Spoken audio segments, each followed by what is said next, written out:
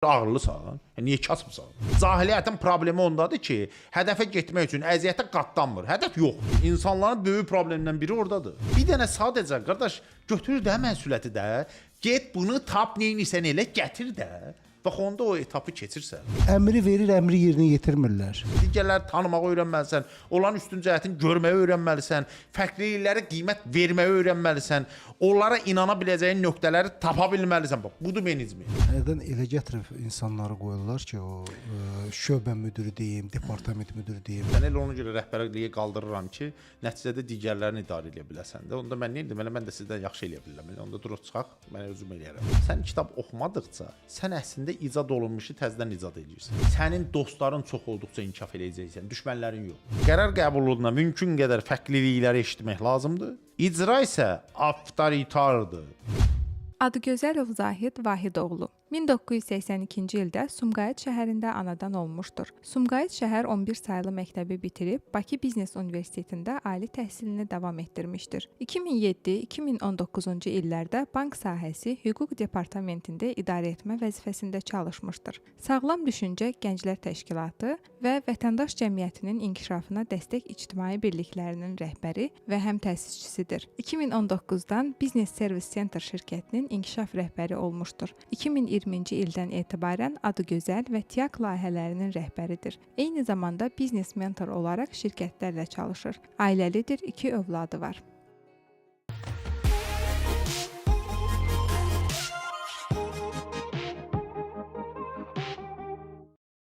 Peşəkar video və podkast çəkilişlərinizi ən son avadanlıqlarla təmin olunmuş Biznesgar komandasına həvalə edə bilərsiniz. Həmçinin çəkiliş üçün otaq və səs avadanlıqları, kamera və işıq aksesuarlarının icarəsi mümkündür. Zahid bəy, xoş gəlmisiniz. Ay salamlar, necəsiz? Çox sağ olun, dəvət elədiniz. Zahid bəy, əslində uzun müddətdir baxın sizlə görüşmürük. Çünki çox maraqlı mövzular var, hansını ki müzakirə eləmək lazımdır. Əslində bugünkü mövzunu karyera, inkişaf üzərindən qurmaq istəyərdim. Çünki mən özüm də belə deyək də, təzə başlayanda düzdür, bilsəm də nə istəyirəm. Amma gəlirdim, baxırdım, gördüm ki, məsəl üçün də mən bir işçi kimi gəlirəm, gördüm ki, bu rəhbər şəxslər hər şeyi eləyirdim, amma mənə o rəhbər şəxs səviyyəsindən çatdırmırdılar müəyyən bir müddət. Bilmirdim nəyə görədir. Bax, indi belə deyim də, sıravi bir işçi, belə deyək də, ən azı bir 3 nəfərin üzərinə, sonra bütün şirkətin üzərinə nə eləməlidir ki, o səviyyəyə gəlsin, çatsın? Çox maraqlı sualdır. Bəlkə də düşünürəm ən aktual suallardan biridir. Çünki özümüz də o karyera xəttində qalxanda o keçidləri eləmişik də, o düşüncələrə də gəlmişik. Bəzən görürdün ki, hansısa bir dostumuz var, bir əməkdaşımız var. Uzun müddətdir işləyir, bir dənə təzə işçi gətirirlər, gəlir ki, bu dünən gəlmişdi, bunu qaldırdılar, mən neçə ildir buradayam. Elə də olur, bəli. Əslində mən həyatımda məndə də eyni bir məsələlərin gedən bir məqamı vardı, hansında ki, onu dərk eləyəndən sonra problem belə deyək də aradan qalxdı. Mən o barədə istəyirəm bir balaca məlumat verim. Birinci, günahlandırmağa durmaq lazımdır. Yəni kiminsə günahı deyil sənin həyatında baş verənlər. Sənin həyatında baş verən hadisənin cavabdehi özünsən. Birinci bunu qəbul etmək lazımdır. Bunu nə qədər qəbul eləmirsən, sadəcə əmək yerinə sadəcə bunu günahlandırmağa başlayırsan. Amma əsas şərt nədir? Əsas şərt əslində bəlkə də mən bunu çox demişəm, amma dərk eləyənlər onu başa düşəcək, rəhbərin gördüyünü görməkdir. Biz bir proses həyata keçirdəndə özümüzün gördüyümüz çərçivədə eləyirik də. Biz düşünürük ki, bizdən falan iş istəyirlər, biz düşünürük ki, biz yaxşıyıq, biz düşünürük ki, mən işi düz eləyirəm və s. və s. Amma həqiqətdə səni vəzifə artımını verən sən özün deyilsən axı. Səni vəzifə artımını verəcək sənin rəhbərin və ya nə bilim orada şirkətin rəhbəri və s. Bax, o nə istəyir səndən? Onu başa düşürsənmi? Onun istəklərini görməsən alınmır bu proses. Mənim yadımdadır bizim Fariz müəllimgildə, yəni Az Estetik şirkətində o vaxtı şirkətin keçid proseslərində iştirak elədik. Yəni onları korporativləşmə modelində gedirdi. Bir məqamda bir əməkdaş vardı. Bizdə çox yaxşı dostumuzdur, çox yaxşı əməkdaş idi. Öz öhdəsinin işindən çox dərin gələndə, amma bunu rəhbər eləmək istəyirik. Amma bu rəhbərin öhdəliklərindən qaçırdı. Amma özü onu başa düşmürdü.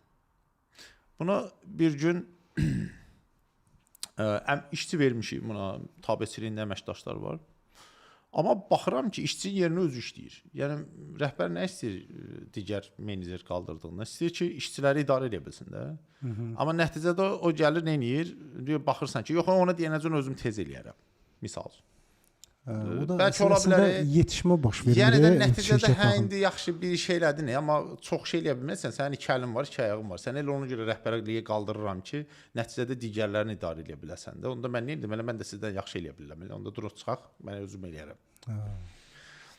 Bu uşaqda da eyni problem var idi. Özü yaxşı işçidir, amma menecer kimi faktiki olaraq yetişdirmənin qabağını alır. Bir ayın birində bunun yükünü artırdım. 1-ə 5 artırdım da, belə deyək də. Özdə elə işlər verirəm ki, işçi ötürülməli işlərdə özü eləyir. Biraz da artırıram. Ayın axırı gəlib, nəsə maaşını aldı, bonusunu aldı. Çağırmışam, oturub söhbət edir. Deyirəm ki, sən bu ay necə idi işin yükün, nətər idi? Müəllim çox idi, bəs çox əziyyət çəkdim, bəs ora qaçdım, bura qaçdım, bu yükü gördüm, o yükü gördüm. Yaxşı, aldığın nə vacib nətər idi? Əvəzinə yetərdimi? Deyir, yox müəllim, mən elə bir çox işlədim, az aldım. Deyirəm, əla. Deyirəm ki, sən necə düşünürsən? Sənə nə vacibi verən kimdir? Misal, müəllim, elə siz də, siz mənim rəhbərimsiz də faktik olaraq. Demək, siz müəyyən edirsiniz ki, mən nə alacam da. Deyirəm, yaxşı, onda mənim istədiyimi elə də, mən də verim də. Sən öz istədiyini eləyib, mən niyə sənə verməliyəm? Sən öz istədiyini eləyirsən, məndən də pul istəyirsən. Xeyr ola. Mənim istədiyimi elə verim də. Yanaşma yaxşıdır. Bax, burada çox vacib nüans budur. Biz rəhbərin tərəfindən görməyi öyrənməliyik. Onda inkişafın rahatlayacaq. Açıq mən sizə deyim ki, mən həmin dövrlərdə belə deyək də işə başlayanda müəyyən bir biznes kitabları daha çox oxuyurdum da, o vaxtlar elə şəxsi inkişafla bağlı kitablar. Və müəyyən bir müddətdən sonra mən başa düşdüm ki, sadəcə olaraq mən nə qədər çox cavabdehlik götürsəm, bir o qədər tez məni yüksəldirlər. O həmin dövr üçün düşüncə idi məndə və o başladı öz bəhrəsini verməyə. Amma indi bu nə qədər düzgün olar indiki halda mən onu deyə bilmərəm. Mən aydınlaşdırım. İşləyirdi o vaxt. İşləyən bir şeydir. Rəhbər əslində cavabdehlik götürmək nədir? Rəhbər də o adam axtarır kim ki cavabdehlik götürəcək. Bu gün sən gəlsən əməkdaşların arasında desən ki, mənə bir dənə falan şeylə, o işçi dursa desə ki, biri ki, müəllim narahat olma, mən nitdəylik verəcəm və həqiqətən onu eləsə, ona arxayın olacaqsan. Əlbəttə ki, arxayın olduğun adamı qaldıracaqsan da. Burada nüans bilirsiniz, bir neçə şey var. Cavabdehlik götürməyin özündə də nüans var. Cavabdehlik nə olduğunu kim bilir? Həmən işin cavabdeh deyirsən, götürdün. Misal üçün bir iş götürmüsən, düşünürsən ki, buradan işin vacib cəhəti işi yerinə yetirməkdir. Ola bilər ki, rəhbər üçün orada cavabdehlik o idi ki, onu o birisilər yerinə yetirsin. Yəni sən ona nəzarət edə biləsən. Onun üçün də nüans cavabdehlikdə deyil, bəli cavabdehliyi götürməkdir. Mən ümumiyyətlə cavabdehliyi ilə bağlı indi biz barədə bir balaca danışarıq. Çünki mənim analizim onu göstərdi ki, 4 element var. Bunlar ən ana elementlərdir ki, insana gəldikcə o yetişmiş şəxsə dönə bilir. Birincisi cavabdehlikdir. Amma cavabdehlik sözünün özü nə başa düşülür? Hələ sual ondadır. Nüans qayıtsaq mövzuya, cavabdehliyin özü ilə bağlı deyil. Cavabdehliyin nəyə olduğu ilə bağlıdır. Bilmirəm, ifadə edə bilirəm yoxsa yox. Bayaq ifadə elədiyim kimi, 2 şəxsi qoysan, gətirirsən, adam nə öhdəlik yaranır, nə məsələ yaranır, ondan qaçır. Bir başqası isə, müəllimin ağrısı var, mən götürüb eləyərəm. Narahat olma müəllim, müəllimlikdir, həyata keçəcək. Əlbəttə ki, daha görsənəm. Burada nüans nədir? Ona da baxmalıdır o adam. Hansı cavabdehliyi götürür? Ümumiyyətlə müəllim ona rəhbəri də hansı cavabdehliklərə etibar eləyir? Onun istədiyi cavabdehlik tərəfidir, yoxsa istəmədiyidir? Ola bilər elə işlərin, öhdəliklərini tapşırırlar ki, əslində ümumi şirkət üçün işdə böyük bir əhəmiyyət kəsb eləmir. Onda bəlkə elə səni o cür görürlər. Baxmaq lazımdır. Əgər həqiqətən də bu ümumi şirkət düşüncəsini yarada bilən, ümumi şirkətin hədəflərinə vura bilən bir cavabdehlikdirsə, bu düz cavabdehlikdir. Onda sən düz gedirsən. Yox, əgər nə bilim orada yeri təmizləmə cavabdehliyidirsə, indi mən yeri təmizləmə azaltmıram, amma yəni bəzi şeylərdə indi onun nə qədər təsiri ola bilər. Kvalifikasiya baxımından daha ona çox diqqətli olmaq lazımdır. Çünki mən cavabdehlik götürdüm də deyə bilərsən, amma götürdüyün cavabdehliklər həqiqətdə əsl cavabdehlik olmaya bilər. Yəni məsələlərlə bağlı o böyük hədəfə qaldıracaq cavabdehliklər olmaya bilər. Ümumiyyətlə çox vacib bir nüans var. Bizi inkişaf elətdirən elə cavabdehliklər də. Yəni mənim özümün inkişafım, özümün həmən o problemlər olur da həyatda da. O əvvəllər keçmədiyim problemi öhdəliyin, cavabdehliyin götürməklə, keçməklə yaranır. Yəni otursan desən mən bunu bacarmaram, bunu eləmərəm, yox bu o birisinin öhdəliyidir, bu mənlik deyil, bunu qoy o birisinlərə versinlər, yalandan işlədirlər, onsuz da pul vermirlər. Nəyirsə, nəticədə bu suallar sənə nə gətirir? Heç nə. Heç nə, götürmürəm də, heç nə. Götürmürsən, niyə versinlər? Belə təmiz mənası var da qadan alım. İndi sən inkişaf eləmək istəyirsən, demək göstərməlisən ki, istəyirsən də. Mən öz həyatımdan istəyirəm bir misal çəkim bununla bağlı. Azərkreditdə o vaxtı biz işə gedəndə mən əslində başqa bir bankda hüquq departamentinin müavini vəzifəsindən gəlirdim, amma bir etap aşağıya gəlmişəm. Yəni regional hüquqşünas vəzifəsinə idi. Mənə belə bir sual verdilər intervyuda ki, bəs siz menecer vəzifəsindən gəlirsiniz də, niyə aşağı vəzifəyə gəlirsiniz? Dedim, aşağı vəzifəyə gəlmirəm mən. Mən gəlirəm ki, mən özümü göstərim, siz məni qaldırasınız. Düz, demək, bir ilin ərzində 3 dəfə vəzifə artımı verdilər mənə. Təsəvvür edin, Azərkredit öz tarixində birinci dəfə idi ki, belə kadr vardı ki, 3 dəfə bir il ərzində vəzifə dəyişikliyi eləyib. Yəni onun verilmə səbəbi onda deyil, o qədər işçi var idi orada. O mənim həmən o nəyi və nə cür cavabdehliyi götürür və necə onu eləməyimi başa düşməyimlə idi də. Bilməm, ifadə bildim yoxsa yox. Zət, bir dənə məsələyə mən toxunmaq istəyirəm. Bax, bu situasiyalar bizim tanış, mənim tanıdığım bir insan var. Bax, o öz sahəsində çox kifayət qədər professional insan, çox professionaldır da, yəni ki, o hər nöqtəsinə kimi bilir onu. Amma hardasa 7 il ərzində bu insanı vəzifədə qaldırmırdılar. Qaldırmırdılar. Və onun üstünə hansı ki insanlar gəlirdi, təzə gəlir, 3 ayda orada istəyir, onu qaldırırdılar, yəni onun üzərinə qaldırırdılar rəhbər və vəzifəyə. Bu nədir də? Yəni bu gəlin bir misalı mən çəkim elə gənə də. Burada işi bilir axı, yəni fakt işlə olaraq. bağlı deyil. Birisi insan həyatında ən çətin şey özünü görməkdir. İnsan hamını görür. Mən təlimlər çox keçirəm, özü də bilirsiniz də insan tanıtımı baxımından nətər. İnsanları danışırsan, hamını görürlər, özündən başqa. Əslində mənim özümdə də elə bir hal olmuşdu. Bir neçə illər boyu şöbə müdürü qaldırırlar, nə bilim filan vəzifə verirlər, yuxarı qaldırmırlar. Daha yuxarı, top meneceri qaldırmırlar. Və mən də elə hamıda günah görürəm. O qoymadı, bu istəmədi, o birisi belə yanaşdı. Bir məqamda başa düşdüm ki, oranın baxışı biraz fərqli imiş. Yəni idarə etmədə qaldıranda, idarə edən qaldırır da səni. Qaldırmaq nə deməkdir? Öz yanına gətirir, bir lord dildə keçək. Sən o ətrafında görmək istədiyi adamsan. Hansı xüsusiyyətlərin var ki, onu istəyir səndən görsün. Yoxsa məsəl üçün bir deyingən ola bilər. Bu adam yaxşı iş görür, amma pastayını deyinir. İstəyərsən pastayının yanında oturursun. Mənim halımda məndə soy unsurunun zəifliyi vardı. Mən insanlara o qədər də yəni vurduğum ağrını hiss eləyə bilmirdim. Onu başa düşəndən sonra məndə skaçok oldu idarə etmədə. Çox idi. İş üçün əla idim. Traktor, kombayn, nə deyirlər? Tank. Amma bu yuxarıda o tərəfi yoxdur. Amma sən idarə edəcəksən. Yəni bu mənada lazımdır özünü öyrənəsən, özünü tanıyasan.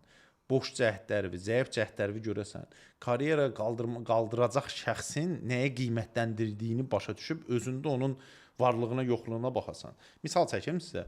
Korporativlərdə, yəni böyük şirkətlərdə bu torpaq unsurlu olurlar çox vaxt. Psixotipajları belədir, disiplinli, nizamlı. Mən məsəl üçün bank sektorlarında çox işləmişəm. Bizim idarə heyət rəhbərlərinin hamısında torpaq var idi. Kimsə od torpağı idi, kimsə hava torpağı idi, kimsə su torpağı idi, amma torpaqsız deyildilər. Mən fikir verdim ki, odu sevir. Torpaq torpağı sevir. Yəni xoş gəlir onun içində. Hava odu sevir. Suyu sevir. Birisi nə deməkdir? Sənin rəhbərin torpaqdırsa, səndə də torpaq yoxdursa, o qaldırmayacaq onu sənin öz yanına. Onun istədiyi başqa cürdür. O düşünür ki, vaxtında gəlmək lazımdır, vaxtında getmək lazımdır, qanunun tələbini icra eləmək lazımdır, verilmiş öhdəliklər götürməlisən, icra eləməlisən, dəqiqlik istəyir. Sən də görək ki, misal üçün dəqiq adam deyilsən. Nizamlı deyilsən də. Səncə qaldıracaq yanına? Əlbəttə qaldırmayacaq. Onun üçün yenə deyirəm, bu biraz onun üçün sual mən o sözü bir sözə yığılmışam. Rəhbərin gördüyünü gör. Zaytunda elə çıxır ki, belə deyim də, əgər biz karyerada qalxmaq istəyiriksə, biz baxmalıyıq ki, ümumiyyətlə bizdən müdür nə istəyir və yaxud da tipajı necədir ki, biz ona uyğunlaşaq ki, qalxaq. Söhbət öz şəxsi müdüründən getmir. Söhbət şirkətin ümumi baxışından gedir. Orada əslində rəhbər məsələsi kimi deyil. Qaldırırlar da. Arkadaş, sən şirkətin getdiyi ideologiyasını, dəyərlərin başa düşməlisən. Sən çünki menecer kimdir? Menecer ailədə atadır, anadır, nə bilim babadır, nənədir, ən kiçik halda böyük övladdır. Onlara kimə arxayın olur o ailədə? Çünki onlar o dəyər daşıyıcılarıdır da. Mən misal üçün də düşünürəm ki, biz humanist baxmalıyıq, insanlara əziyyət verməməliyik. Mənim bir işçim var, yaxşı işçidir, iş görəndə, amma bir balaca voyla verən kimi o birisi işçilərin üstünə çıxır. Mənim dəyərlərimə əksdir. Qoymayacam axı yuxarı. Burada rəhbərin gördüyünü görmək deyəndə bu söhbət sənin müdürün var, o da tamahından bilmir neynəsin, onun gördüyündən danışmırıq. Biz ümumiyyətlə şirkətin formasından danışırıq. Şirkətin özünün idarə heyəti varsa, onların məsələlərə baxışından danışırıq. Bu gün bizim cənab prezident çıxışlar edir. Hamımız qulaq asırıq. Niyə qulaq asırıq? Ondan danışanda biz başa düşürük ki, o hansı dəyərlərə diqqət edir. Dövlətimiz hara gedəcək? Biz çaya əks gedib nə əldə edə bilərik? Çayla bir getməyin yolunu tapmaq lazımdır da. Bax, şirkətlərin əksəriyyətində indi daha azdır, amma əvvəllər özün bilirsən də qohumlar şirkətdə həddindən artıq çox idi. Yəni gəlirdin, orada qohum, burada qohum, elə. Yəni bu halda biraz qalxmaq çox çətin olurdu, bəzi hallarda mümkünsüz olurdu. Mənim bu danışıqlarımdan çox elə başa düşə bilər ki, indi çox öz həyatında görür ki, nəm işləyir də qədər qiymət vermirlər və s. O elə deyil tam şəkildə. İndi istisnalar qaydanı pozmur ümumilikdə. Mən şirkətlərlə işləyəndə timbol kiçik şirkətlər, orta şirkətlərdə baxdım ki, bunların əksər halda əməkdaşları qohumlardır. Yəni də bir yaxın adamları, körpülü adamlar. Amma analiz edəndə gördüm ki, bunlar qohum olduğuna görə gətirmirlər yanlarına. Orada çox qorxu nöqtəsi var şirkətin rəhbəri üçün, təhlükəli nöqtəsi var. Təhlükə nədir? Gələcək, öyrənəcək, götürüb müştərimi gedəcək, ona mal tapıb gətirib satacaq. O hamısında var, qohum olmasa da var. İndi onun üçün deyirəm də, qohumu niyə seçirlər o mənadan gəlir. Hə, sən ona gəlsən. İnsanlar podsoznательный düşüncəsi var da, deyir bu kənardır, bunu götürərəm. Buna sonra mən necə təsir eləyəcəm? İşdən çıxdı, getdi də. Bu qohumdur. Bir ətimi yesə sümüyümü atmaz, ikincisi də birdən xuliqanlıq eləsə gedib filan kəsə deyəcəm. Əslində mən diqqət eləyəndə baxdım ki, rəhbərlərin qohumlara üstünlük verməyinin səbəbi etibar yeri axtarmağındadır, təhlükəsizlik axtarmağındadır. Yəni o qədər qohumlar alladı. Amma o podsoznательный bizdə bir qohuma, yaxına, tanıdığımıza bir etibar var. Mən ifadə edə bilirəmsə. Özünə rahatlıq. Bəli, o çoxu deyəcək mənə ki, bəli, falan şirkətdə falan kəs vardı, qardaşı içəridə, nə bilim, şirkət dağıtdı. O birisi, bəli, düz deyirsiniz. Amma o rəhbərin o prosesə girəndə bizim o podsoznательный bir düşüncəmiz var da, belə deyək də, o kimi özünə yaxın bilirsən. Deyirsən, bir qardaşımı yaxın bilirəm, nə bilim, orada dostumu yaxın bilirəm, nə bilim, tanıdığım falan qohumu yaxın bilirəm. O da onları gətiribdi ora. Bilməm, ifadə edə bildim yoxsa. Səhv qərardır. Bəli, o insana atmaq söhbətinə qalanda onun insana aidiyyəti yoxdur. Onun tipaja aidiyyəti çoxdur. O insanın daxili dəyərlərinə aidiyyəti var. Daxili dəyəri düz olmayandan sonra istəyir qohum olsun, istəyir qohum olmasın, elə eyni şeydir. Atacaq da. Hə, amma yenə də burada məsələn gəlir o hissəsi ki, o şirkət rəhbərinin necə ki digər sadə bir insan kimi düşüncə tərzi var. Oradan baxır o məsələyə. Zat, bax, əslində biz işçilərin ümumiyyətlə qalxmağına indi fikir eləyirik də. Bax, o ola bilərmi ki, məsəl üçün işçi özünü bir işçi kimi tapa bilmir? Bilmir də ümumiyyətlə bu adam missiyası nədir, nə etməlidir? O bir də üstələ o qədər rəhbər balıb. Hə. Yəni ki, o adam, to есть əvvəl başlayan momentdən o hansı ki momentə kimi, hansı ki mövqeyə çatmaq istəyir, hansı addımları keçməlidir ki, daha tez keçə bilsin o prosesi? Ümumiyyətlə mən bu barədə yaxınlarda bir araşdırma apardım. Yəni menecmentdə orada menecmentin urivinləri var. Yəni çoxu düşünür menecment deyəndə ümumi başa düşür, elə deyil. O necə ki birinci sinif var, ikinci sinif var, üçüncü sinif var. O menecmentdə də urivinlərə görə bilgi şeyləri var. Onları sən bilməsən keçid edə bilməyəcəksən. Onun ən birincisi bu mənim özüm araşdırmamın nəticəsidir. Onun üçün hansısa bir beynəlxalqda nəyisə fərqli, nəyisə oxşar şeylər tapa bilərsiniz. Mən ona sıfır urivin deyirəm. Yəni birinci yox, sıfır urivin. Sıfır ürünmə menecmentin ümumiyyətlə bir balaca başa düşməlidir ki, bu nə olan şeydir, nə olanda bir menecerlik yarana bilir. Bu evin böyük övladı olmaq başa düşməyindən başlayır. Amma bu araşdırma zamanı mən gördüm ki, bir xeyli məsələlər vardı. İnsan bunları dərk eləməlidir ki, menecer ola bilsin. O ilə belə bunları tam sıxanda özümə bir sual verdim. 4 əsas. 4 o şey ki, olmazın olmaz. 4 nədir ki, bunu mütləq həzm eləməlidir adam. Bunu araşdıranda o bayaqki məsələlərdən birincisi elə bayaqki idi. Cavabdehlik. Cavabdehliyin tərsinəsi bilirsiniz nədir insanlarda? Günahlandırmaq. Mən onun üçün bayaq siz birinci sual verəndə ki, mən karyerada niyə artmıram? Günahlandırmağa dalı qoyacaqsan. Yəni cavabdehlik götürmək günahlandırmanı çıxardır səndən. Amma günahlanmaya otursan cavabdehlik yoxdur. Fikir vermisiniz o sadə işçilərdə bunu daha çox görsən də. Pastayanla işi opravdaniyadır ki, bəhanə gətirsin ki, niyə bunda alınmadı. Yəni alındığı yerindən yox, alınmamağının əsaslandırması ilə məşğuldur. Amma o bizi inkişaf elətdirmir də. Nəticələrə bir şey gətirir bizi də, nəinki bəhanələr. Çox insanlar bəli, bu kök məsələlərdəndir. Burada onda psixoloji məsələlər də girir. Mən sizə bir şey deyim. Çoxu indi dünyada da belə bir səpki var. Mən bu ümumiyyətlə idarə etməni dərinləşdikcə bunu gördüm. Elə bir iki cəbhə ayrılmışdı gözümdə. Bu yazarlar, bilənlər, idarə etmədə. Bir hissəsi sırf rəqəmsal elə bil getmişlər. Texnologiya, A-nı B-nin üstünə gəl, C olsun, C-ni D-nin üstünə gəl, nə bilim falan şey olsun. Bir istiqamət isə sırf psixologiya oturmuşdular. Mən başa düşdüm ki, elə deyil. Bunların ikisi bir yerdədir. Bunun bir tərəfi texnologiyadır, bir tərəfi şəxsi transformasiyadır.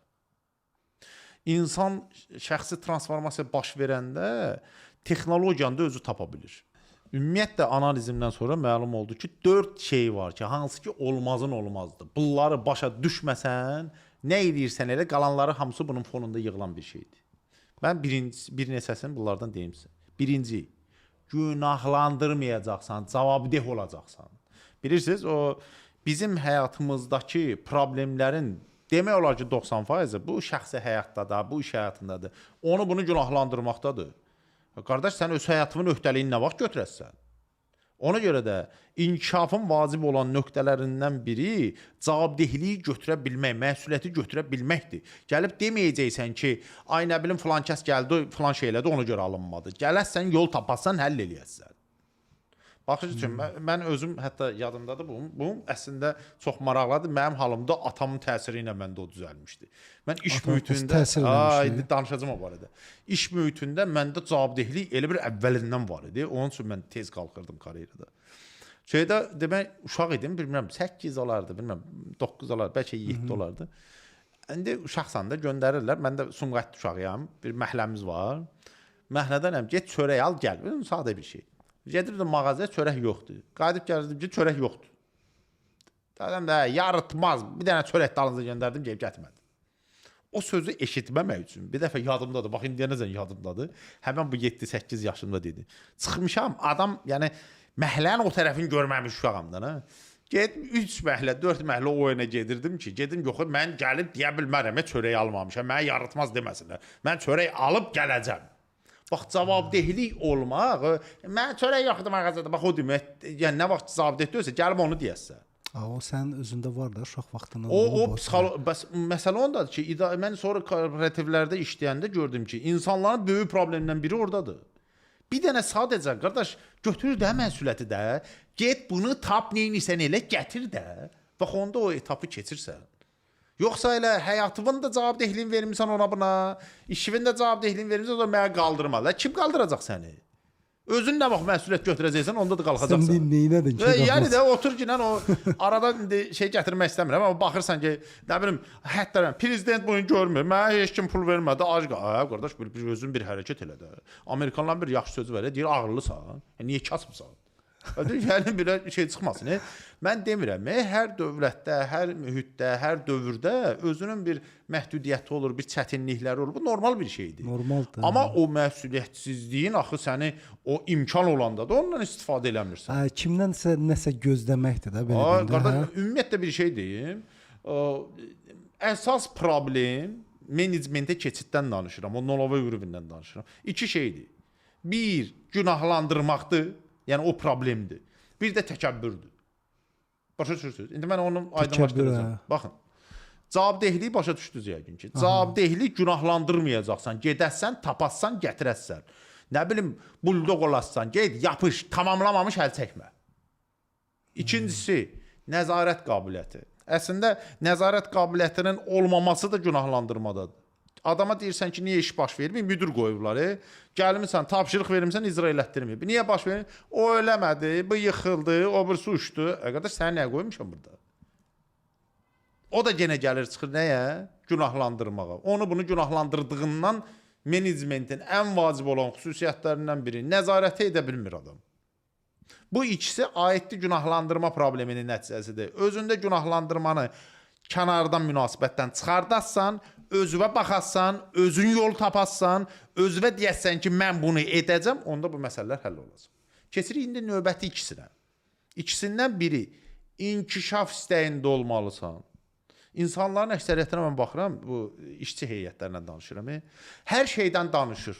Bir dəfə adam oturub özünün inkişafına bağlı bircə kitab oxumayıb. Bir işin qulpundan yapışmıyor bir yeni işin. Qardaş, sənin əvvəllər eləmədiyin ağır bir işi götürməlisən də yol keçəsən. Biz o gün İlyas müəllim var, bizim dostumuz. Tempoho şirkəti. Nəysə bizim bir bu şirkət rəhbərləri və s. ilə bir görüşlərimiz olur. Orada bir layihədən söhbət getdi. Demək, sauna tikilməlidir. Amma cəmi 19 gün vaxt var. Mümkün deyil də, dünyada edilməmiş bir şeydir. Özlə naxışlı bir şey istəyirlər. Oturduq, söhbət elədik. Dedi ki, bəs belə bir layihə var, gəlib mənə çıxıb ki, bəs belə düzəltmək, amma onu çatdırmaq olmaz ora-bura. Dedim, abi, heç vaxt eləmədiyim bir şeydir. Dedi, hə. Dedim, gir o məsuliyyətə. Ondan çıxandan sonra növbəti etapa keçəsən. Adam girdi, elədi, bitirdi və bugün danışanda deyir ki, dünyada edilməyəni eləmişəm. Qardaş, belə olur. Mən sakit oturum, heç bir əziyyət çəkməyim. Elə mənə gəlsinlər o...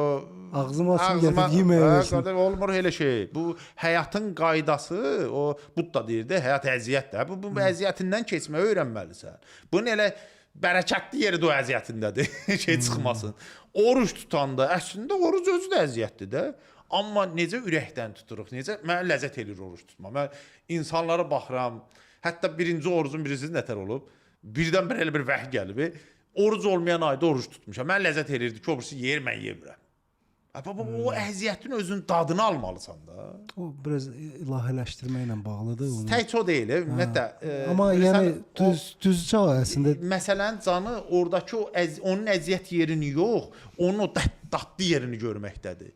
Sən biri var ona, bunu heç kim eləməyib, Allah mən nətər eləyəcəm kimi baxırsan. Bir də baxırsan ki, mən bunu eləsəm inkişaf eləyəcəm. İnkişafın qabağını alan təkəbbürdür. Birisi necə təkəbbür? Mən bilirəm, mən eşitmişəm, mən görmüşəm, yox, bunu etmək olmaz. Neynəmək? Ego? Ego, bəli. Egonun da bir adı deyil də, belə deyil də. Tərkib biraz genişdir, ona görə deyirəm. Təkəbbür, inkişaf istəyinin qabağını alan digər təkəbbürü deyim sizə. Vaxt yoxdur.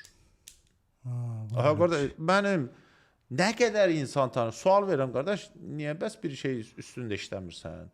Niyə görə bir inkişafın yoxdur? Niyə eyni yerdəsən 20 ildir? Vaxt yoxdur. Vaxt olmur. Allah bu vaxtı 24 saat yaradıb gündə. Və sən neynəsən də bu 24 saatdır. Sən vaxtın olmayacaq. Vaxtı yaradacaqsan. Vaxtı yaratmağı öyrənəndə inkişafın yaranacaq.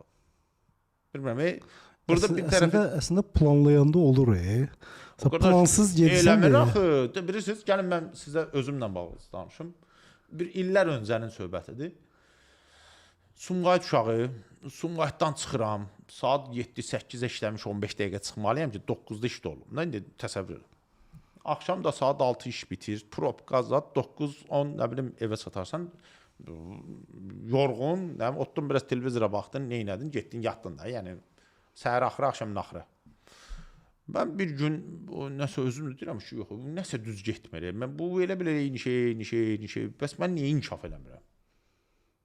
Sonra fikrim gəldi ki, inkişaf üçün bir kitab oxumaq lazımdır, bir nə bilim kursa getmək lazımdır. Ən azından bir tərpəndə nə bala. Sonra özümə opravdaniya gətirirəm. Yox, mən səhər saat 7-dən yoldayam. Axşam saat 9-acan yoldayam da mən nətər eləyim? Yəni birdən 6 bazar qalır, orada qalariya qalmaz. Sonra başa düşdüm ki, yox, o vaxt olmayacaq. Hansısa iş günü olmayacaq, mənə desinlər ki, get otur evdə. İşləməlisən. Demək, mən vaxtı yaratmağı öyrənməliyim. Başladım axtarmağa ki, necə eləyə bilərəm. Misal üçün, həmən dövrlərdə bu audio kniqalar zatlar təzə çıxırdılar. Mən başa düşdüm ki, mən saat yarım avtobusda tuda, saat yarım avtobusda suda. Qoy nauşniki qulaq asdı, heç olmaz. İndi 5-ini itirərsən, birini tutarsan da. Elə başladı hərəkət. İnkişafı oradan başlamışsan. Bəli, elə başlayıb məndə. Bir başladım axtarmağa ki, bir ağıllı kim var, bununla bir arada oturum durum, bundan bir-iki kəlmə eşidim. Sonra gördüm bir iş yerində zadında şey deyirdim ki, görüm kurslardan zatdan nə var, gedim, gəlim, bir vaxtımı itirim. Elə yaranır da. Sən oturmaqla o vaxt düzələsi deyil ki. Zaten elə insan varmı ki, məsələn, o dediyin 4 cəhəti birləşdirə bilir özündə? Onu birləşdirəndə zaten inkişafdır da. Onlar indi 4-cü cəhətdən də mən danışaram. Bilirsiniz, bu cəhətlərdən eləsi yoxdur ki, onun başını buraxarsan hər şey düz gedəcək. Cavabdehlik qabiliyyətin olmalıdır. Mən bununla bağlı bir də deyəcəm. Bir dənə misal çəkəcəm. Bu yaxınlarda bizim dostumuz Davud müəllim mənə deyir ki, bəs institut tutarmış gənc var, bunu menecer eləməyə də kömək eləyə bilərsənmi? Demək eləyərəm. 2 şey lazımdır. Dedi, nə? 1. İstəməlidir. Menecer olmaq istəməlidir. Elə yox, istəyirəm. Həqiqətən yanmalıdır, istəməlidir. Əziyyətə qatlanmağa çalışmalıdır. Cahiliyyətin problemi ondadır ki, hədəfə getmək üçün əziyyətə qatlanmır. Hədəf yoxdur. Bu gün niyə bəsidir. Sən o olacaqsansa inkişafın olmayacaq. Sənin hədəfin olmalıdır, o əziyyətə qatlanmağı istəməlisən. Bilmir, sözü bilmirəm də, bilmirəm. Onun üçün deyirəm ki, bir aydın olsun, açılsın da bunların gözləri. İkincisi deyir nədir? Deyirəm, ikincisi cavabdehlik bacarmırsa mənə yaxın gəlməsin, ondan mən necə satmayacağam. Nə vaxt cavabdehliyi görəcəm ki, var onda, ondan sonra hərəkət yaranır. Cavabdehlik bunun anası deyil, köküdür, birinci hərfidir. Bilmirəm, ifadə edə yoxsa yox. Üçüncüsü ilə bağlı mən sizə dedim. Bu inkişaf istəyi də ən azı. İnkişafı istəmək üçün vaxtı yaratmağı öyrənməlisən. İnkişafın vaxtını yaratmaq üçün bəhanələri qoymalısan, təkəbbürü qoymalısan, mən bilirəm qoymalısan, başlamalısan oturmağa, yeniliklərə açıq olmağa, öyrənməyə. Dördüncüsü, digərlərinin vacibliyini başa düşmək. Bilirsiniz məsələ nədir? Necə yəni? Mən sizə deyəcəm. Biz özümüzü tanımaq istəyirik, düşünürük ki, tanıyırıq. Və digərlərinə baxırıq, buna baxır, girdi içəri bir nəfərə salam vermədi. O birisinə baxır, demişdi filan şey eləcək, eləmədi. Neyinirik? Mən qəşəngəm, mən əlayam. O birisilər yox, adam döyürlər. Sən nə qədər ki, digərlərinin dəyərini başa düşməyəcəksən, onlardan da heç bir şey götürə bilməyəcəksən. Sənin arxanca gələn olmayacaq. Sən nətər menecer ola bilərsən ki, arxanda heç kim olmasın? Menecer özü işləyən deyil ki. Menecerin işi elə ondadır ki, onun arxasında olanlar olsun. Şillə qapazla işlədəcəksən, 3 gün, 5 gün bir dənə iş tapacaqlar, çıxıb gedəcəklər. Bir dənə fərri kadr qalmayacaq əlində. Gələn gedən işçilər də gəlib sənin müdürünə şikayət edəcək ki, bu belə elədi, elə elədi və s.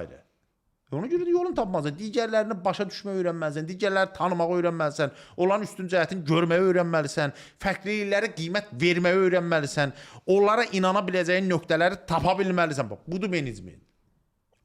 Bunlar olmamış inkişaf yaranmır, qadın hanım. Bu olmur, mümkün deyil. Sən bu 4 element anadır. Mən yenə deyirəm, orada en qədərdir. Bu təlimlərdə biz onu keçirik. Amma mahiyyətdə gələndə bu 4-düdür kökdə duran. Cavabdeh olasan, nəzarət qabiliyyətin olacaq, inkişaf istəyində olasan və bunun üçün edəcəksən, digərlərinin vacibliyini başa düşəcəksən. digərlərinin vacibliyini başa düşməmək təkəbbürdür. Peşəkar video və podkast çəkilişlərinizi ən son avadanlıqlarla təmin olunmuş Biznesgar komandasına həvalə edə bilərsiniz. Həmçinin çəkiliş üçün otaq və səs avadanlıqları, kamera və işıq aksesuarlarının icarəsi mümkündür. Zaten bir dənə başqa bir məsələ var. Bax, məsəl üçün bizim şirkətlərdə mən çox elə rastlaşmışam. Məsəl üçün sahibkar çox yaxşı sahibkardır. Onu gəlib məsəl üçün görür, işçilər də görür, onu sevirlər, işləyirlər onu belə deyim də yanında. Müəyyən bir müddətdən sonra o bir belə deyək də, hansısa şöbəyə bir müdir gətirir və yaxud da nəsə belə menecer deyək də gətirir. Əmri verir, əmri yerinə yetirmirlər. Hə, o əslində çox vaxtı təzə menecmentə qalxanlar da olur. O başa düşmür menecment. Elə başa düşürdü ki, işçi olanda orada kimsə var, prosta gəlir əmr verir, obrislər də eləyir.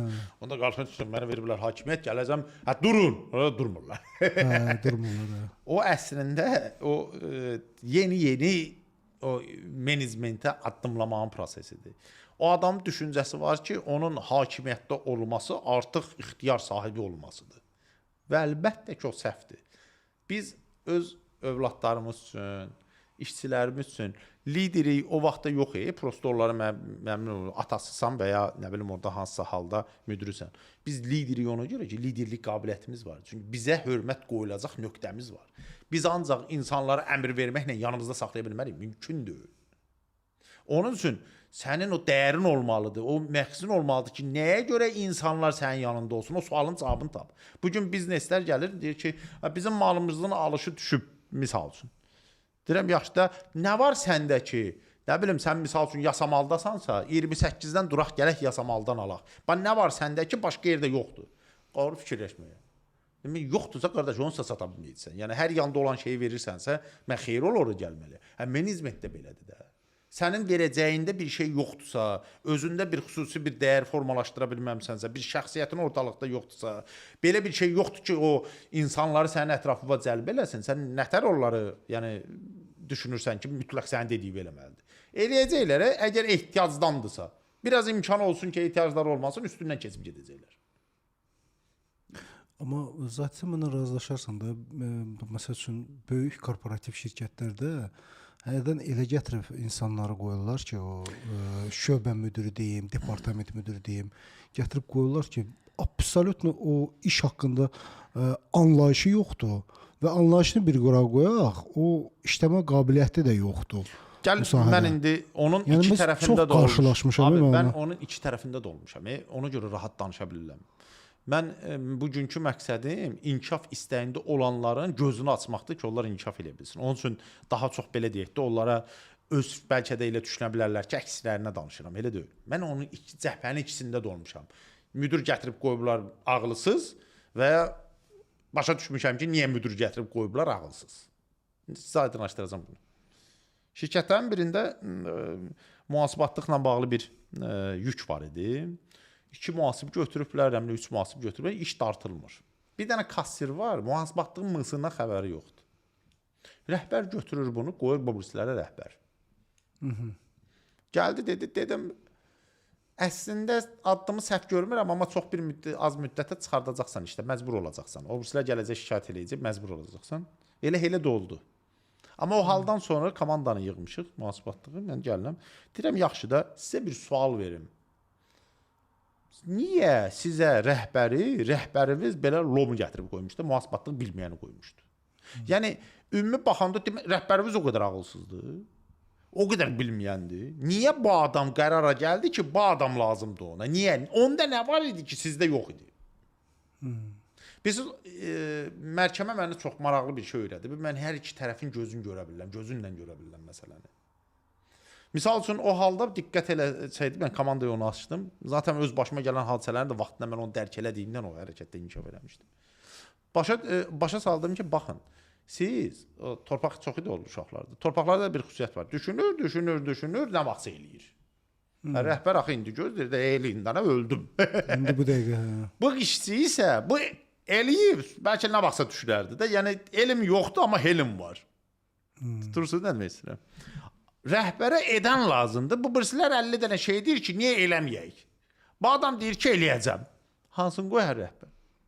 Düz İstənilən halda diqqət eləmək lazımdır. O rəhbər qoyulan adam var, gətirilən, sənin üçün, mənim üçün o dəyərli olmayan adam. Onda nə var ki, o cəlb edən olub. Mən sizə bir şey deyim. Mənim bir şirkətlərin birində bir rəhbərim var idi. Adı qardaş, bu A'dan xəbəri yox idi, hüquqdan da. Bunu gətirib qoyublar rəhbər. Bu adam hüquq nədir? Hısın bilmir. Məsələn, hüquq departamenti. Hüquq departamentə rəhbər qoyublar adamı. Mən Atakaya keçmədim nədir, amma biraz araşdırdım ki, niyə bunu qoydu. Mən başa düşdüm ki, ondan qabaqki rəhbərimiz var idi. Bu adam faktiki olaraq idarə heyəti onu idarə edə bilmirdi. Başa düşdün, yəni idarə heyətinin tabesində olan bir şöbə müdürü var. Amma onu elə deyirlər adam o yana bu yana fırra. İşi bilir, amma fırradan şıqdır. Bunlar ikinci müdürü götürəndə düşünürlər. Demək, eləsin gətirək ki, biz deyən eləsin. İndi özləri dediyini eləyən gətiriblər, amma bu da heç nə bilmir. Əslində onlara lazım olan nə idi? Onlarla adekvat ola bilən, elmi bilən, işi bilən adam gətirsinlər. Səhvlikləri nədə idi? Tam o mənzərəni görənmirdilər, amma buradakı ağrıları görsənirdi də. Bilmirəm, ifadə edə bildiyim yoxsa. Biz tapşırığı verək, eləsinlər də. Yəni, sizə əgər gətirib periboy rəhbər qoyublarsa, sizin ondan yuxarı rəhbər ağılsız deyil. Amma onun gördüyü var, daha doğrusu görmək istədiyi var. O sizdə deyil, o adamda var. Həmən o nöqtəni tap. Tapsan, özüvə gətirsən, sən həmən adam. Qalxıb oturasın orada. Əslində, Zahid, mən o məsələni dedin. Mən özüm, məsəl üçün, yeni əməkdaşları götürəndə çalışıram o məsələyə diqqət edirəm ki, sözü əmri verirsən və əmri yerinə yetirir. Ay sağ ol. Mənlə durub yəni o sözü güləşdirmir də belə eləyir. Çünki o öz səviyyəsində görür də, işi görür də. Mən indi istəsəməz rəhbərin gördüyü səviyyə başqadır. Rəhbər yenə deyirəm, biz bu yaxınlarda uşaqlarla söhbət edirik. Deyirəm ki, var ki adamın elə bil daxilində bir dənə fikir var. Nə deyəsən yox deyəcək. Var elə, var elə. Elə bunun işi gücü elə yol tapmaqdır ki, yox desin. Mən rastlaşmışam. Qardaş, yəni bu deyil də. Amma həqiqi bir görmək qabiliyyəti olan adamla hansı ki ola bilər sənə də etiraz eləsin, onunla işləməyinə dəyər. Niyə dəyər? Çünki adam sənə sənin görmədiyin nöqtəni göstərə bilər. Baba bir də məsələ var. Əslində onu Zahid sən düz dedin onu. Çünki məndə belə deyim də, mən əməkdaşlara həmişə deyirəm ki, gəlin oturaq müzakirə eləyək. Falan şey belə oldu, falan şey belə oldu. Məsələn, məsələləri də mən o rəyləri öyrənirəm. Amma icra vaxtı görülməlidir. Biz dəqiqləşdirmişik bu nə deyil.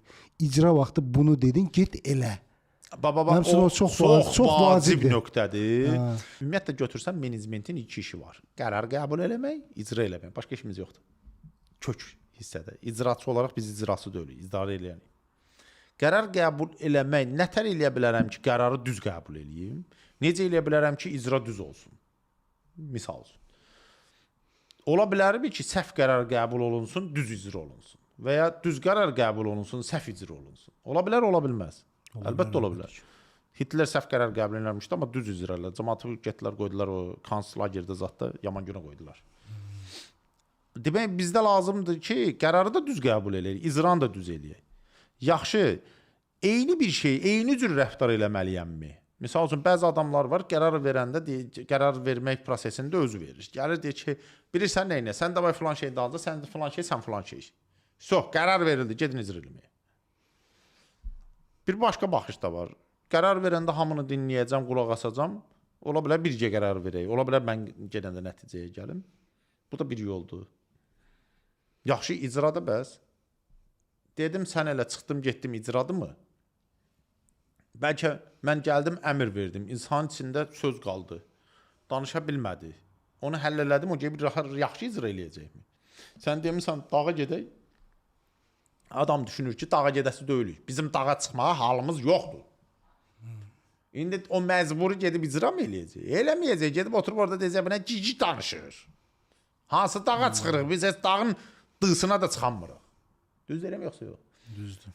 Bu ilə bağlı metod var. Metodu dərk eləyəndə mən bunu şirkətə otuzdururam. Şirkətə bu oturan kimi sistemlərdə düzəlmələr yaranır. Qərar qəbul eləmək, demokratik səs çoxluğu deyil, deyim biləsən. Amma demokratik anlam deyirik ki, yəni orada idarə etmə vasitəsi. Yəni fikir öyrənsən. Fikir. Əgər bir fikri başa düşmək istəyirsən, məsələni başa düşmək istəyirsən, onu hər tərəfdən baxmağı öyrənməlisən. Ona görə də qərar qəbulunda mümkün qədər fərqlilikləri eşitmək lazımdır. Qərar özün qəbul edə bilərsən və ya bir yerdə verə bilərsən, onun fərqi yoxdur. Amma fərqlilikləri eşitmək lazımdır. İcra isə avtoritardır. Qərar qəbul edilmə yeri, qərar qəbul edilmə yeridir. Gələn dəfə qərar qəbul edilmə deyil, icradır. Mən bununla bağlı bir misal çəkəcəm. Əslində bizim o həmin yerdə zəiflik var idi. Gedirik, qərarı qəbul edirik. Birisi nə baş verir? Konkret belə olsun. Qərarı avtoritar qəbul edirlər. Gəlirsən, qərar verir. Gedirsən sən falan yerə, sən falan. İcra demokratikdir. Kim istəyir eləyir, kim istəmir eləmir. O da düz deyil də, hə. Demək, şirkətlərin birində bizim dostumuz var, Vüqar müəllim, Kit Sport şirkətidir. Bunun istehsalatı ilə bağlı bir gün dedi ki, bəs müəllim bir görüşək istehsalatdakı işçilərlə bağlı bir danışaq. Dedim, yaxşı, gedək yığışaq. Getdik, bizim bir metod var. Ümumi iclas xarakterinin bir modelidir. İnsanları danışdırdım. Biri dedi ki, bəs mən nə bilim, işıq biraz uzaqdadır. Şkurka eləyəndə görə bilmirəm. Mənə yaxın işıq lazımdır. Ambardar da oradaydı. Ambarda dedi ki, bu, bizdə işıq var. Ambarda işığımız var. Gətirək qoyaq da. Qoya bilərik. Nə bilim, bir işçi dedi ki, mənim otağımda damdan biraz tökmə olur. Mən malayaram, orada kraska eləyəndə üstünə düşür. Mən məcburam 2-3 dəfə eləyək də. Onu nəsə eləmək lazımdır. Neyniyək? Ambardardan danışdıq. Dedi ki, bəs tentimiz var. Çəkə bilərik altına. Zibili qoymaz tökməyə. Danışdıq. Əla, hə, müəllim, əla, oranı tent çəkə, buranı lampıçı, əla, çıxdı getdik. Üstündən bir həftə keçir, gəlmişəm, yenidən iclas edirəm. Gəlmişəm ki, nə tent vurublar, nə də lampıçkanı vurublar. Oturmuşum. Deyirəm, tent, hanı? Bəlkə, deyirəm, kişi, sənə keçən dəfə burada qərar qəbul elədik. Oturduq, danışdıq. Ki, tent vurulacaq. Hanı? Mən deyirəm, qardaş, sən məndən sonra xeyir ola qərar qəbul eləmişsən. Mən? Deyirəm, bəli. Sən vəzifən məndən yuxarıdır. Müəllim, deyirəm, kişi, sənin vəzifən məndən yuxarıdır, yoxsa yox? Xeyir ola məndən sonra sən qərar qəbul eləmişsən də. Bax, xeyir ola. Sənlə bir yerdə mən qəbul eləmişdim. Sonra düşündün, sən təzdən qərar qəbul elədin. Və qərar qəbul elədin ki, eləməyəsən. Xeyir ola. Qardaş, bircə həftə onu eləyirəm, ondan sonra şirkət düzəlir. Yox, mən qarşılaşmışam o situasiyalarla, o çox belə şeydir. Ona görə mən özümdə əvvəldən elə bir qayda qoymuşdum ki, onu şey eləmək. Və hətta işçilər, yeni əməkdaşlar gələndə artıq o məsələni görəndə yavaş-yavaş əməkdaşdan uzaqlaşırdım. Çox maraqlı bir hallardan biri olmuşdu eyni məsələ ilə bağlı, yəni demokraturanın qurulması ilə bağlı. Demək, şirkətlərin birində, Tamerlan müəllimgildə, tek qrupda bir əməkdaşımız var idi. Bu qardaş iclas keçirtmişik, təzə işçilərdən də əslində. Bilmirəm nə məsələ idi, amma bunda da eyni bir proses idi. İclasda oturduq, danışdıq, elədik və düşündüm ki, bunu bu cür eləyək. Aydındır. Nəsə getmişik. Üstündən yenə bu proses bir həftəlikdir. Bir həftə oturur qaydasına. Bir həftədən sonra gəlmişim, oturduq, söhbət zad ora-bura. Qardaş, bəs məsələ nə oldu?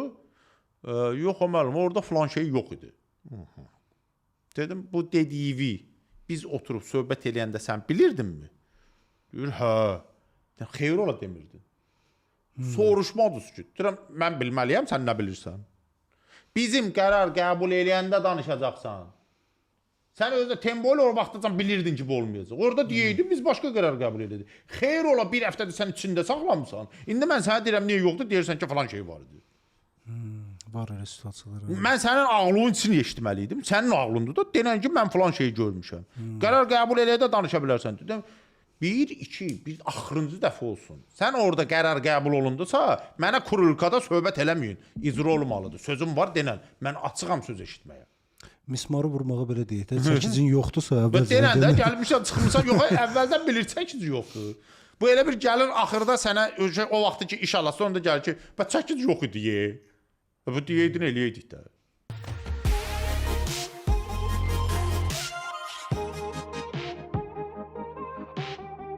Zahid, bax, çox şirkətlərə mən, düzdür, mən sənin kimi məsəl üçün biznes gedib məsləhət vermirəm, amma çox tanıdığımız, çox sahibkarlar var da, görürük. İçəridə stres bir situasiya yaranır. Yəni, işçilər daim gərgin olur da, gərgin olur. Hiss edirsən ki, bu dəqiqə partlayacaq da, yəni bu. Yəni, bu nədən baş verir? Bu da idarəçiliyin düzgün getməməyidir, yoxsa? Birinci məsələ indi stresin yaranmasının öz bir xüsusiyyəti var. Şirkətlər hansında ki, pastayanla qaçar-baçar var, o bir xüsusiyyətdir. Dünyada ümumiyyətlə proseslər dəyişir. Hansısa bir hallarda biz nəsə bir keçid eləməliyik, o da bir məsələdir. Amma ümumi nüansdan yanaşacağam. Yəni eyni vaxtda gedə bilərik 5 şirkətə. Mən girən kimi şirkətə ab-havanı tuturam. Buranın rəhbəri kimdir, içəri necə idarə olunur, hansı stildən istifadə eləyir və s. Misal üçün çəkim sizə, bizim bir dostumuzun şirkətləri var. Bu böyük şirkətdir. Qarabağda evlər zətlər tikirlər. Bunların baş ofisinə bir gün gələsi oldum. Orada indi icazəli giriş zaten ora bura. Nəsə girmişəm içəri. Bir də diqqət edirəm ki, demək open size-dır bu, açıq. Açıq. Və bir xanım gəlir koridordan və daban ayaqqabının səsi gəlir. Tak, tak, tak. Yəni içəridə o qədər adam var, səs yoxdur. O da eşidilir o. Bu idarə etməni göstərirdi. Burada necə idarə olunur? Bir balaca digər şirkətlərə keç. Görəsən ki, ortalıqda bircə iş görürlər. Yəni bu malı buradan götürüb bura olur. İçəridə aləm bir-birinə qarışıb. Kimin üzünə baxırsan it yağır. Kimin üzünə baxırsan it vəziyyətində. Qarğa bazarı da var. Qarğa bazarı, o qışqırır, bu bağırır. Bunlar birinci baxışda, yəni ilkin diaqnostika, bu idarə etmə stilistikasının səhvliyindəndir. Bəzi tiplər, bəli, hər ikisində də səhv var. Onda da səhv var, bunda da səhv var. O birisində səhv ondadır ki, enerji yoxdur. Bir meyitxanadır da, konkretdə təsəvvür edirsən. Deyək ki, tipa dövlət şirkəti kimi. Ya, sağ ol. O torpaq idarə etməsində çox olur enerjilər. O səhvdir o da. Bu birisində də problem ondadır ki, çox çər-çör var. Burada kreativ şeydə daha çoxdur. Səs yerdə. Burada da torpaq daha çoxdur. Dəqiqliyə gedirlər. Ona görə bunların hər ikisinin baş vermək səbəbi əvvəla rəhbərlərin özünü idarə etmə stilistikasındakı səhvlikdəndir. Onlar başa düşmürlər ki, nə cür idarə edir. Onlar düşünürlər ki, düz gedirlər. Orada komandadan bağlı deyil, idarə edənlərdən bağlıdır. Birinci nüans tipajlarından. Bayaq dediyimizdə, yəni tiplərinə aid məsələdir. Ümumiyyətlə adam var, indi stresin özündən danışsaq, adam var ki, elə şeyi stres çəkir ki, sən o şeyi danışanda deyirsən, bu nədir, buna görə sən dərd çəkirsən. Nə bilim, bir məktəbdəki uşaq da bir 2 almağın dərdini çəkirdi də, o da onun üçün stres idi də. Əslində stresə yanaşma məsələsi də bir məsələdir. Yəni bizim insanların keçidi keçənlərinə qədər olan əsas problemi stresi idarə eləyə bilməməkləridir. Çünki daxilən biz o keçidi eləməmişik, o transformasiyanı keçməmişik. Bizim üçün həyatın problemləri stres yaradır. Ona avtomatik həlli şuurun transformasiyasıdır. Biz onun transformasiya təlimində, metamorfozdan çıxandan sonra bizim insanların, iştirakçıların hamısının bir mənalı dediyi söz var da, sakitlədim. Məsələn, artıq mənə ağrı vermirlər. Görürəm, hə? Ay, görürəm. Sən özün bilirsən. Bu amma belə deyək də, onu indi hər adamın ona dövrü çatmalıdır da. Mən düşünürəm ki, 5 yaşda, 10 yaşda, nə bilim ya da ki, ona bir dövr gəlib çatır ki, sən ona yetişirsən və onu keçəndə sakit deyirsən. Bugün misal üçün 27 üzəri biz orada təlimə qəbul edirik də, hələ kiçiyi baxırıq ona, 30 üzəri və əsasən baxırıq. Onlara münasibətdə odur. Bax, gəlirsən, çıxırsan, rahat deyirsən. Şey çıxmasın. Çünki o təlimi ilə qurmuşuq, çox mükəmməl təlimdir. Ən azından başa düşürsən də. Amma gəlsək baxsaq bu tərəfdən ki, idarə etmək məsələsində, orada bilgi zəiflikliyi var, orada yanaşma zəiflikləri var. Onlar düzəlməklə o proses açıla bilər. Misal üçün, gəlin bayaq biz misallar danışdıq da, işçi ilə demokratura və s. İclas keçirirsənsə, qərar qəbul nöqtələrindən biridir iclas. Düzdürmü? Vacib qaydalardan biri var. Rəhbərə biz onu tapşırırıq, rəhbəri ona öyrədirik. Qardaş, digərlərinin eşidilmə hüququ var. Eşidilmə hüququ, onun dediyini eləmə hüququ deyil. Eşidilmə hüququdur. Qulaq as da, xoşun gəlmir, eybi yox. Qulaq asmağı öyrən. Səbr elə, qulaq as. Nə yaradır? Ola bilər sənin üçün biraz sıxıntıdır zətdir. Amma ən azı işçinin stresini düşürdürsən. Da o içindəkini deyə bildi. Stresi azaldı. Azaldı. Çox vacib qaydalardan biri var bizdə. İclas aparma qaydaları. İclasda çox qırğın çıxır. Onu qışqırıb, onu qışqırır. Biri danışıb bitirməyənə qədər sən ona mimikanda belə göstərə bilmərsən ki, xoşun gəlmir onun danışından. Mimikanda belə. Başa düşdün? İclas gedir, adam danışır, zibili çıxdı. Adam şeyə düşdü, o birisi danışır. Eləyə bilmərsən, icazə yoxdur. Bizim işlədiyimiz şirkətlərdə biz o mühiti yaradırıq ki, insanlar bir-birinə içindəkini deyə bilsin. Həm demək düz olsun, həm də eşidilmək düz olsun. Başa düşsünlər də qısası. Stres nöqtələridir. İnsanlar stresi nə vaxt yaşayır? Misal üçün o Maslow piramidasına baxsan, onların elə bütün hamısı ehtiyacdır. Ehtiyacın da üzərinə stressdir də, çatışmır axı. Deməli, fizioloji ehtiyacı var, təhlükəsizlik ehtiyacı var, sevgi ehtiyacı var, hörmət ehtiyacı var və s. və s. Həmin o ehtiyaclar həm də stres mənbəyidir. Adamı istəyən yoxdur, o aidiyyətdə sevgi misal üçün. Adamın qorxusu var, işdən çıxardacaqlar, nə bilim orada nəyisə itirəcək. Adamın bir işə, hörmətə də bir vəzifə tutmaq istəyir, şey eləmək istəyir, onun adına gələn bir ləkə ola bilər. Bunlar hamısı stressdir də. Ya sən bunun idarə eləmək həddinə çatmalısan, bayaq dediyimiz kimi şuur keçid eləməlisən. Ya da ki, bu işçilərindirsə, sənin işçilərin zaten 25, 20, nə bilim 30 da indi işçi heyətləri əsasən o yaş kriteriyalarında olur da. Bu tiplərdə sən ondan aqillik gözləmə də, onlara münasibətdə elə-eləcən ki, onların stresə düşmək halları azalsın. Hallar da misal üçün bayaq saydığım bir neçəsi onlardan bir misal idi. Orada çox şey var. Mən bir neçə misalını deyirəm. Ki, yəni bax da buna çox vacib nöqtədən biri rəhbər olmaq istəyirsənsə insan tanımağı öyrənməlisən. İnsan edə bildiyi işə qoy da. Sən bunu edə bilmədiyi yerə qoyub o gəlməzə göndərib sonra ona görə stres yaşayır. Misal də, yəni bilmədiyinə görə. Yəni bir dənə sonda bir dənə sənə sualım var. Bax indi insan məsəl üçün karyerasına başlayır, indi istəyir ki, daha tez qalxsın da pillələri. Bax indi sənin qısaca deyə biləcəyin nə var ki, bax məsəl üçün də bax indi bu dəqiqə eləsin və o başlasın artıq effekt verməyə. Birinci, cavabdehlik. Bunun barəsində biz bu gün çox danışdıq, o mütləqdir. İkincisi, insanları qırıcılığı azalt. İnsanlara münasibətinə diqqət elə. Sənin dostların çox olduqca inkişaf eləyəcəksən, düşmənlərin yox. Ona görə də çalışmalısan, ətrafla münasibətdəki loyallığı artırasan. Gülər üz ol, cəhənnəmə gülə, ağzı bir belə elə bəs eləyir. Yəni şey çıxmaz. Enerjili görsən, yəni bir görünüşü və diqqət elə, bir də məsuliyyət və diqqət elə. Ən azı budur. Bu iki nöqtədən girsən, artıq inkişaf eləyəcəksən. Yəni ən azından başlamış olacaq. Mən çox şey saya bilərəm, yenə deyirəm. Amma minimalını deyirəm sizə. Minimumdur bu. Minimum. Bir əlavə eləyə bilsən ki, gedərsən hər dəfə mümkün qədər vaxt elə, digərlərindən daha çox öyrən. Sənin yanındakılardan, səninlə eyni vəzifədə olanlardan daha çox bilməlisən. Mümkün qədər kitabalara bax, mümkün qədər təlimlərə get, mümkün qədər bir videolara, YouTube doludur videona. Nəyinsə daha güclü ol, onların bilmədiklərini bilməyi öyrən. Bu 3 punktu mən belə deyək də rahat deyə bilərəm. Bu 3 punkta elə sənin karyera inkişafın 2-1-2-dir. İnsanlarla münasibət, cavabdehlik, inkişaf. Həm də səni tez görəcəklər. Bəli, tez görəcəklər. Zahid, təşəkkür edirəm gəldiyinə görə. Həqiqətən bu mövzu elədir ki, düzdür, biz indi bir saata çalışdıq bunu sığışdıraq, yəni yenə sığışdıra bilmədik yenə də. Amma biz bu mövzunun yenə üzərindən keçəcəyik. Çünki insanların həqiqətən həm karyera inkişafı, həm şəxsi inkişafı çox vacibdir. Və bu mərhələləri çoxdur. Bəli. Və indi yalnız bir hissəsinə toxunduq.